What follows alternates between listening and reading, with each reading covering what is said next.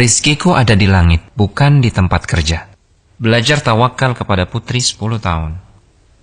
Hatim Al-Asam rahimahullahu ta'ala, salah seorang ulama besar kaum muslimin, teladan kesederhanaan dan tawakal.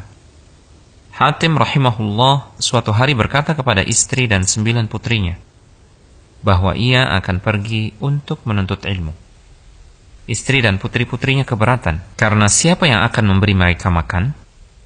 Salah satu dari putri-putri itu berusia 10 tahun dan menghafal Al-Quran. Dia menenangkan semua.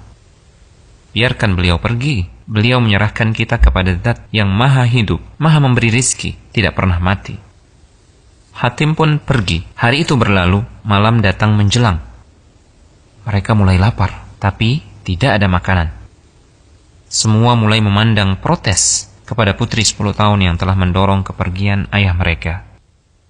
Putri hafal Al-Quran itu kembali meyakinkan mereka. Beliau menyerahkan kita kepada Zat yang maha hidup, maha memberi rizki, dan tidak pernah mati. Dalam suasana seperti itu, pintu rumah mereka diketuk. Pintu dibuka, terlihat para penunggang kuda. Mereka bertanya, "Adakah air di rumah kalian?" Penghuni rumah menjawab, "Ya, kami memang tidak punya apa-apa kecuali air." Air dihidangkan, menghilangkan dahaga mereka. Pemimpin penunggang kuda itu pun bertanya, "Rumah siapa ini?" Penghuni rumah menjawab, "Hatim Al-Asam." Penunggang kuda terkejut. "Hatim, ulama besar kaum muslimin?" Penunggang kuda itu mengeluarkan sebuah kantong berisi uang dan dilemparkan ke dalam rumah. Dan berkata kepada para pengikutnya, "Siapa yang mencintai saya, lakukan seperti yang saya lakukan." Para penunggang kuda lainnya pun melemparkan kantong-kantong mereka yang berisi uang. Sampai pintu rumah sulit ditutup karena banyaknya kantong-kantong uang. Mereka kemudian pergi. Tahukah antum siapa pemimpin penunggang kuda itu? Ternyata dia adalah Abu Ja'far Al-Mansur, Amirul Mukminin. Kini giliran putri 10 tahun yang telah hafal Al-Quran itu memandangi ibu dan saudari-saudarinya.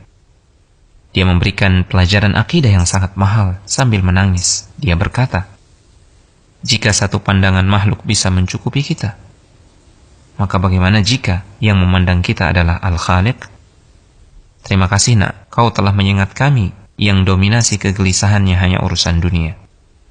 Hingga lupa ada Al-Hayyur Razzaq, hingga lupa jaminannya.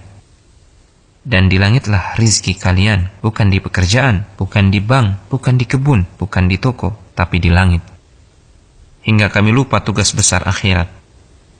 Duhai Allah, janganlah engkau menjadikan dunia sebagai kegundahan terbesar kami."